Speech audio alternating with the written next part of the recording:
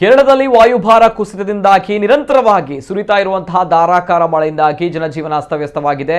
ಕೇರಳದಲ್ಲಿ ಕಳೆದ 3 ದಿನಗಳಿಂದ ಸುರಿತಾ ಇರುವಂತಹ ಮಳೆಗೆ ಜಲಪ್ರವಾಹಗಳು, ಭೂಕುಸಿತಗಳು ಪರಿಣಮಿಸಿ ಜನರು ಪ್ರಾಣ ಮತ್ತು ಆಸ್ತಿ ಪಾಸ್ತಿಗಳನ್ನು ಕಳೆದುಕೊಂಡಿದ್ದಾರೆ. ಇನ್ನು ಕೇರಳದಲ್ಲಿ ಈ ಮರಣ ಮಳೆ ಮುಂದುವರೆದಿದ್ದು ಈವರೆಗೆ ಕೇರಳದಲ್ಲಿ ಪ್ರವಾಹ ಮತ್ತು ಭೂಕುಸಿತದಿಂದ ಸಾವಿನ ಸಂಖ್ಯೆ 35ಕ್ಕೆ ಏರಿಕೆಯಾಗಿದೆ.